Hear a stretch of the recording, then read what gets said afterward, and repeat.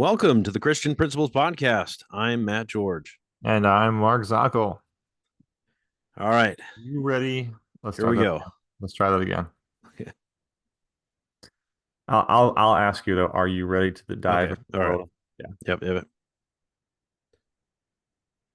Welcome to the Christian Principles Podcast. I'm Matt George. And I'm Mark Zockel. And Matt, are you ready to dive into the world of parent teacher organizations, associations, fellowships, PTAs, PTOs, and PTFs tonight? No. Can I get a little bit more time, please? We've been putting off this episode for a little bit. Because this Just is this is not the easiest one. Well, no, oh all of we enjoy all of our topics. We've had a great time with yeah. everything at this point. This is where it was slotted to come in. This But then is we this took there's some slight fear and trepidation, but at the same time, the way we are tackling this, again, we are looking at parent teacher fellowships, associations, what have you.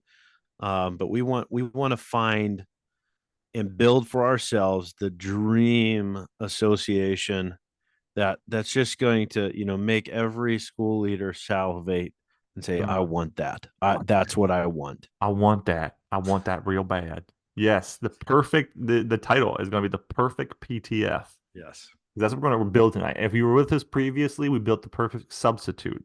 So tonight we're building the perfect PTF. This is going to be great. Now we were going to build the perfect PTF because again, one of the forums we follow, um, there are so many questions Hmm. concerning PTA, PTO, PTF. We say PTF, and that's pretty common in the Christian school world. So we're going to stick with PTF. But I want to read off three of the questions. Anyone have any guidelines or policies they would be willing to share for a PTA, PTO type organization? We're a new school, and I'm willing to start one with the proper structure in place. Another question. Does anyone have a good model for a PTA or Parent Connect group? By the way, I haven't heard that term before, so that's a new Hmm. one on me, a PCG. Also, how do you select a leader for that group? Do they select one?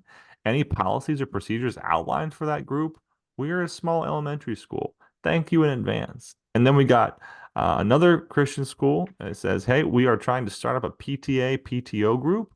We would like information from other schools that have PTA, PTOs in their school, bylaws, mission statements, primary objectives, limitations, anything that would help us get on the right track. Matt, why does this matter? Why are these schools asking about these organizations? I mean, easy answer to that question is active parents is going to lead to a strong organization, or should lead to a strong organization. Let me say that distinguishing factor there, because um, I mean, what is Christianity all about? It's about believers coming together with the mutual interest of encouraging, supporting each other in the ministry.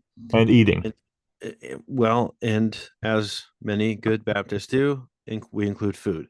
Yes. So, of course, these organizations, I say all the time to our parents, we have to remember when it comes to educating children, that that responsibility lies squarely on the parents' shoulders, uh, according to Scripture.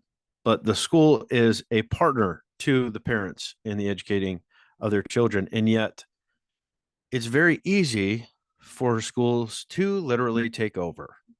And that's not good. We need parents involved. And just look at the world around us. Um, Parents are being pushed away from their children's education. So we ought to be fostering that relationship. We ought to be wanting our parents, embracing our parents being involved. But you do need structure, you do need objectives to make it effective.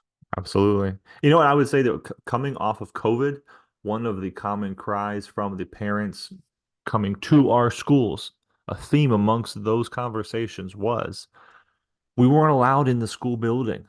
We Yeah. couldn't be with our students. We didn't know what was going on. we knew more of what was going on by way of curriculum, but we didn't know what was going on in other aspects, and that was highly uncomfortable. And what they were looking for was support there in a different way. So we're going to start bottom up. We're going to build this perfect PTF. So when we think of the basis of this, we're going to start with a mission statement. Yeah, absolutely. What would be included in a mission statement of a parent teacher fellowship?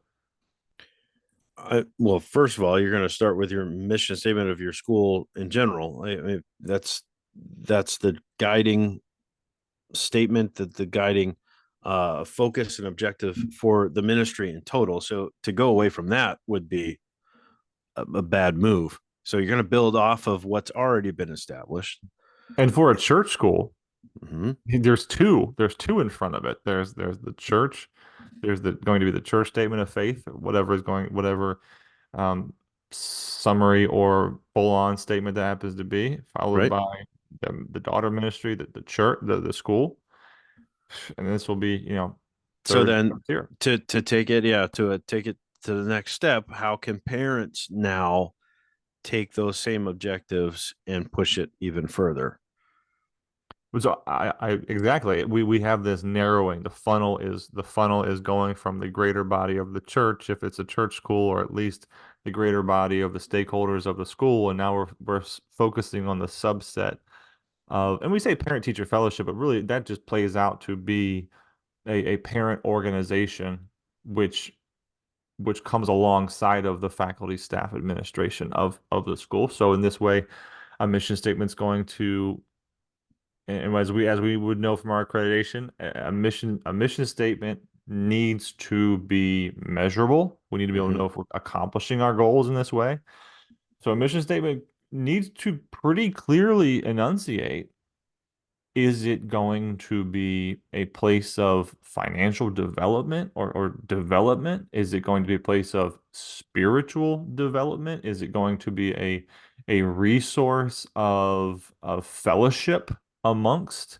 So it could be, and we've seen them be all of those things, Mm-hmm. and 20 others, and 30 less. It depends. It depends on what you want. But if I'm building this, included in the mission statement of Zockel Christian Academy, I would want to see that the parents were taking clear responsibility for furthering the spiritual mission of the school. And I'm sure you would say the same. So I Mm-hmm. would want to see in the mission statement a portion of it which says something along the lines of, uh, we, the parents of Zockel Christian Academy, ZCA, are going to uh, further enrich the spiritual development of our students outside the classroom. Yeah. Then we can actually go and see the ways they're doing that outside the classroom. I'll give another one here, and then Matt, you jump in with another very clear cut part of that mission statement. I would want them to be, in which most PTAs, PTFs are. I would want to see that they would be looking to contribute to the development of the school, perhaps not solely financially, but that's probably going to be a big part of whatever the term development means to that school. Yeah. But absolutely development outside of a budget. Yeah. So development that is going to occur outside of what the tuition and other funding sources that are known to the school would be, and for very specific purposes too. So I Yeah. think those are the two things I would want to see commented on, at least in a few words, in a mission statement. Yeah. And I think the other important factor is, as we're focused primarily on parents, but we are talking about a PTF. So how are parents going to work alongside with teachers to accomplish those goals? But I think a strong objective and mission that these kind of groups can have is coming as a support for the teachers as well. So I know students get a lot of the focus in these type of groups, but especially supporting those that are on the boots on the ground every single day, having a support system in place for the leaders in the school building proper. And for those who are perhaps just starting out their PTF, maybe it's one of those things. Maybe Yep. maybe the PTF gathers the first year and they write that mission statement, or depending on the school, perhaps the administration and the governance of the school is responsible for writing that and passing it along, and perhaps that's a better way to approach it. But whichever way it happens to go, starting out perhaps it's just one thing, and it's proving the mission statement of that organization in that one way immediately. Mark, I would tell you as a as an administrator of a school that obviously we all have a strong burden to see our students following Christ and uh, developing their spiritual maturity. It would be awesome to have an army of parents that said, "Hey, our one objective this year is to encourage our kids, in some way with prayer time, or I don't know if we want to go into specifics right now, but we want this group to solely be focused on the spiritual well-being of our kids, and then as the years go on, we build. That would be sweet. That would And sound great. sometimes if we were to talk about just, I I would assume the major challenge of these groups is just chewing off too much, trying to do too much where it just burns out and doesn't go anywhere. That very likely is the reason a lot of our schools struggle to either maintain or have this type of organization. So I wholeheartedly agree with you. Yeah, just focus on one thing. If you're just getting started, that could go a long way. Be very helpful. The perfect PTF that encouraged its student body spiritually, at, in its own right, worth far more than whatever money gets raised from that institution, from that organization, excuse me.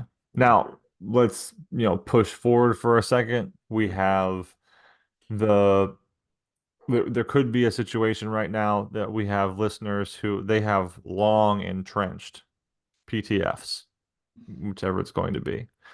And maybe they're in a situation of they're bored, or perhaps they're struggling, like you said, to keep up with something. Just like any organization, perhaps the mission statement needs to be reviewed, uh, Hmm. revised, because schools should be looking at them annually according to accrediting standards. So perhaps for the same amongst your PTF, maybe they need to sit down, look at the mission statement, and return to what was, get away from whatever has been going on just because it's whatever is going on.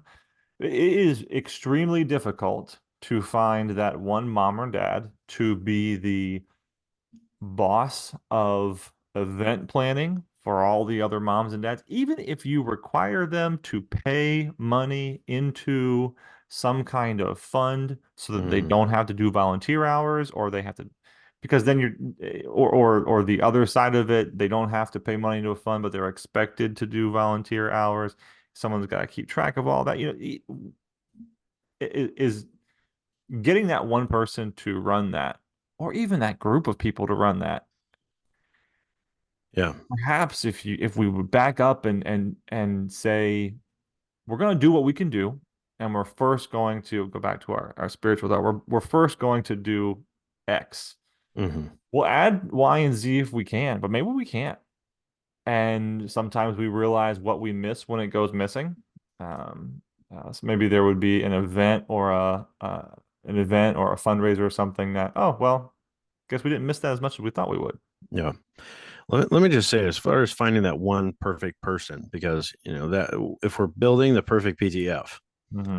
you're finding that perfect person, but you're also finding that perfect person when their child or oldest child is maybe entering kindergarten, first grade, Yeah, and they're going to stick with you all the way through 12th grade. even pre-K Uh, three. Yeah, I mean, that would, because that's kind of, blah, that is the challenge that it would to find that individual who's going to have some kind of longevity to be able to instill the practices that work, so that you're not having to recreate the wheel every so often. And again, if you get these things written down, that's why so many people are asking these questions, I'm sure, Yeah. because maybe they've had things in the past and they've had to change, just because of the different groups, the different parents that are coming through, the different needs that the school has at the time. So it can be a challenge to keep up with that kind of Yeah. stuff. And if we're building that perfect PTF, we would want to find every organization would want to find a leader who's going to be the legacy leader. Absolutely. Yeah. Perhaps though that's not realistic and we will be shifting, and maybe if it's even preferred among certain schools to shift around the leadership of their PTF. You want to the thought in leadership we should be working ourselves out of jobs because we are doing Yeah. such a good job in writing down our workflow and what occurs and what the next person will need to do to be successful in this role as we see it, and they're going to do their own thing to some extent. But perhaps organizations would want to see a turnover, and maybe that's good. So there's not one parent seen as the he or she's the PTF president, like Yeah. Yeah. that's what they do. But I imagine many organizations would, as you said, want that legacy individual. So if so in Matt's Christian school, that legacy individual would be highly prized. What kind of person would that be? You'd want them to Well, be what? yeah. Well, I mean, we're talking about the perfect situation here, right? Perfect So they have to situation. be the perfect. They have to be the perfect person, Mm-hmm. and that perfect You know what person Psalm is going to 36 be. says? You know what Psalm 36 says in the King James Version of the Bible? It says, "Mark the perfect man." Because I didn't write it, folks. King David did, or Oh, whichever one of the high priests was at that point. But I wow. just that's all I can say. Mark Your life verse, huh? perfect man. Look it Uh up. Easy well, reading. if if I were to identify a character trait of a perfect PTF leader, who I'm assuming also we should mention this is a parent rather than a teacher. So this is maybe a little bit more of their primary focus and not a secondary focus. And So no job. there's that. No No job for job. this person. There's yeah, they this is all they do. This is your job And for free. we would want to make sure that that individual is also very much on board with the school's mission and philosophies, where an administrator, when they sit down and do a planning meeting, is not constantly going to have to say, oh, we can't do that because that goes against this in our culture, or it goes, we don't want to do that, and so you're just never getting anywhere. It's somebody who is going to be very like-minded. It has the same goals and objectives that, of course, the school is going to have. Um, And that is looks Go ahead. and that looks like a very I'm thinking of all the ways in which the imperfect, which is what we are both on both sides of it, wind up being. And we would wind up with someone who has an energy and a vision to do what we don't have the energy to do in the office. Like one more event, I can't do it. But in their event, it's 99% amazing, but a crux of the event or a major piece of the event would be it's going to include some pep music that isn't going to align with the Yeah. pep music Yeah. that the school has okayed, or they're going to, or the activity is going to demand hours outside of what the administration has asked of its faculty and staff. And Hmm. so then we're getting into some, okay, well, how much volunteer are we going to do? But it's a bad look to not have us Yeah. involved. So being knowledgeable, first of all, so Yeah. memorizing the handbook, and then being completely on board with the handbook. Yeah. Yeah. Yeah. And another feature that I would say is desirable, while I you mentioned about, sharing the load so that one person doesn't become that, oh well, we just do whatever they say. Um, I guess for me, when I think of the perfect person to lead an organization like this, my mind goes to um, Moses and Jethro, father-in-law Jethro, where Hmm. Moses was trying to do everything himself, and Jethro looks at him and says, as a good father-in-law ought to do, what in the world are you doing, you idiot? Like you can't do this. You're going to burn yourself out, and you're not going to be solving the problems effectively. Find the right people, and for this type of organization, that person who can find the right people is huge. They're not necessarily the ones doing everything. They're just really good at um, I hesitate to use the word delegation because it's not necessarily passing off responsibility, but identifying the person that can for our ministry, for our school, do the best Hmm. at running, an athletics concession stand, or the best person to lead a prayer group, or the best person to lead a teacher appreciation week, or all of those, and maybe there's multiple individuals that are going to be necessary to pull all of these things off that the organization wants to do. But that is really the type of person you want over top of this Hmm. organization. And you also want that person to have, we should, I said earlier in jest, memorize the handbook and be able to repeat it and be on board with it. But our handbooks change. Our mindset year by year changes on what we need to include in that. Perhaps even a guideline or a rule changes year by year. So it's not that this person has no brain. It's that this person brings ideas to the table and presents them and executes them in concert with what is established. Mhm.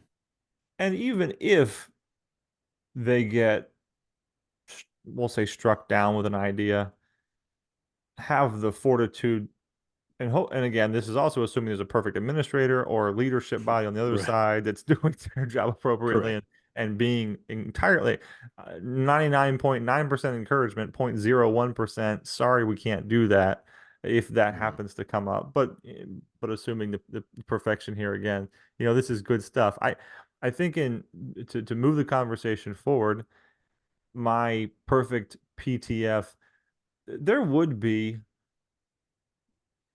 a strengthening of the school, sure, monetarily, financially, in such a way that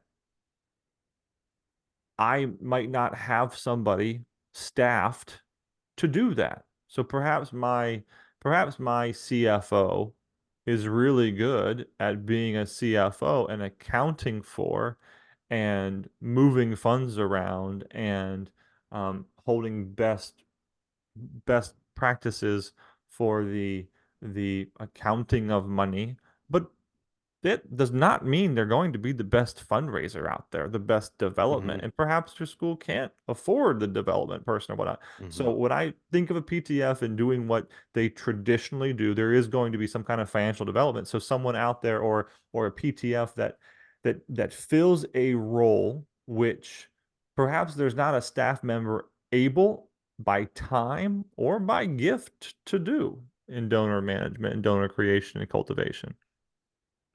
Yeah. Are there other specific things that we could just spitball, brainstorm, that just a PTO or PTF would be helpful in accomplishing? We've mentioned a couple things in passing, but it just Let's to do it. just to put ideas out there Let's of, do it.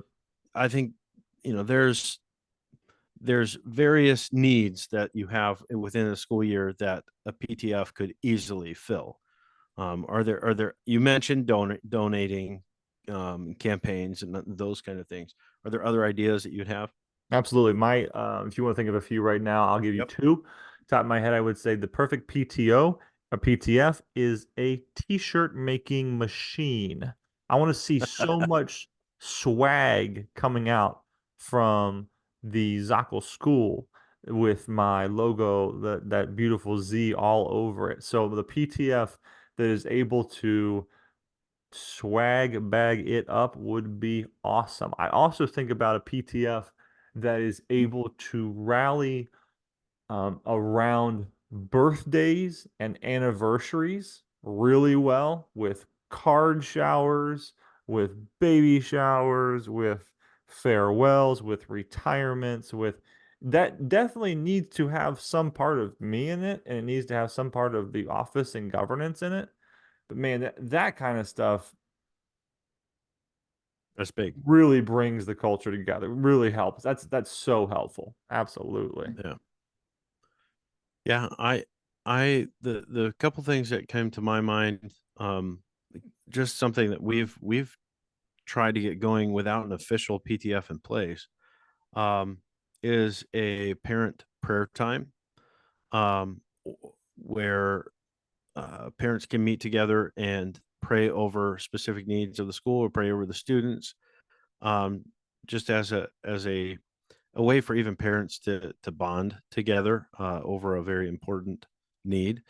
Um, Another thing would be running or running events such as like a field day, where usually we need lots and lots of hands, and um, doing different events like that for the school once or twice a year are easy things that the teachers would gladly hand over and say thank you for doing that.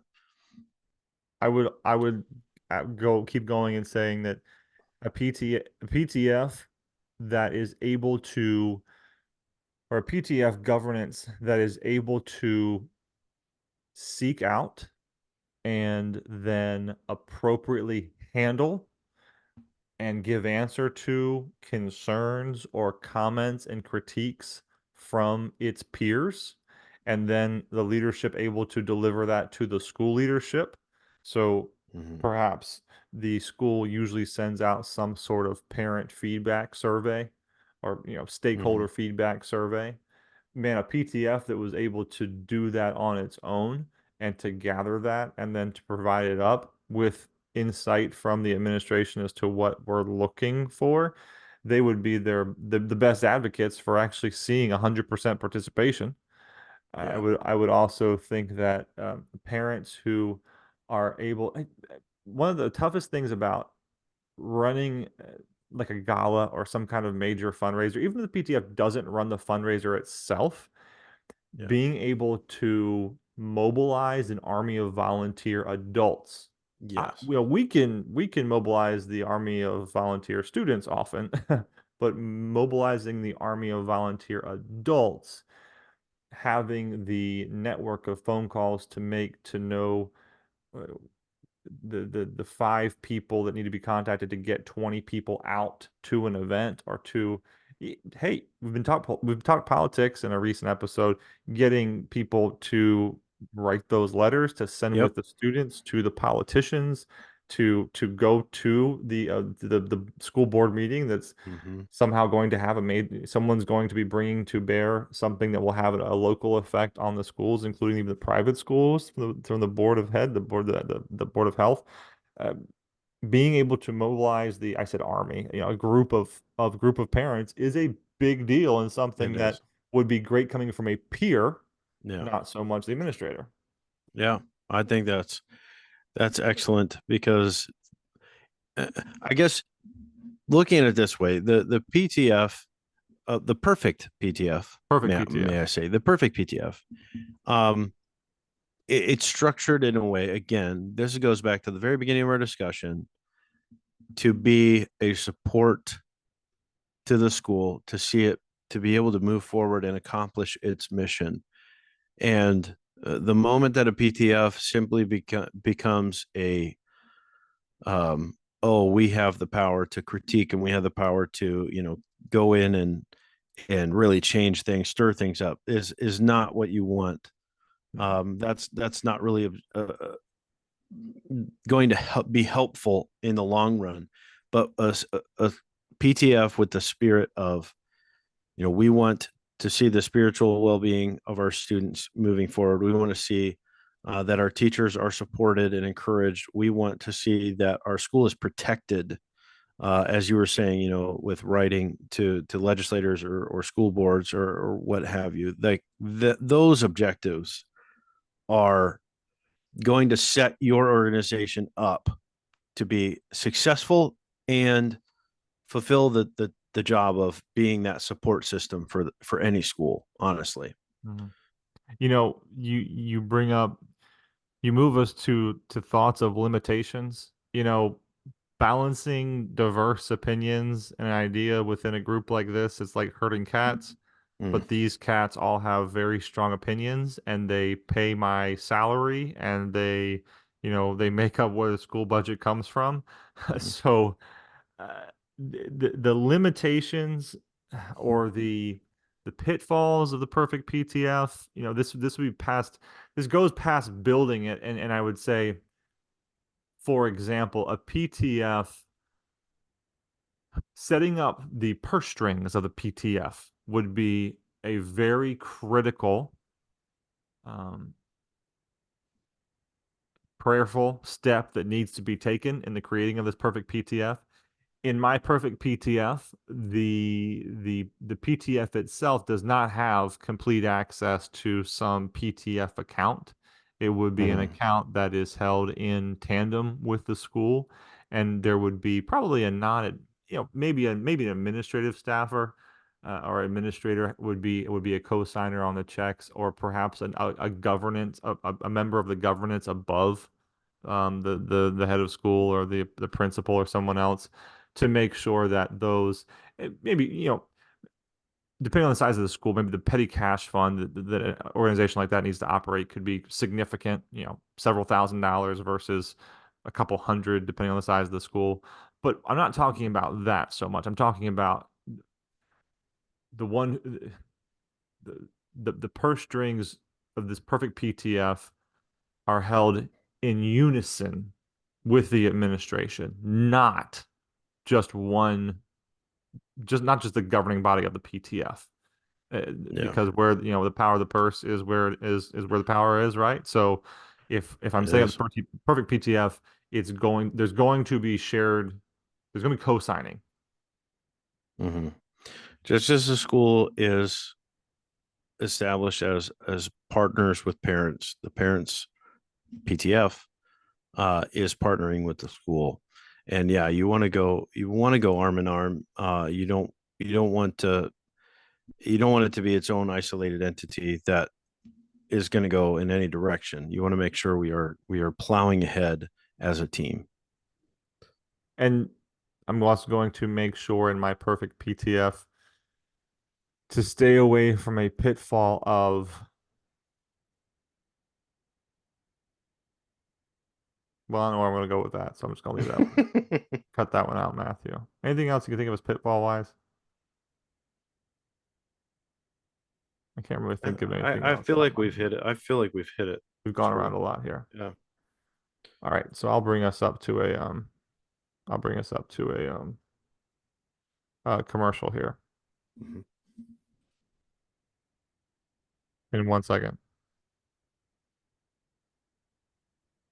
All right, it's time for us to go ahead and hear from our sponsor right about now. Ba-da-ba-ba-ba.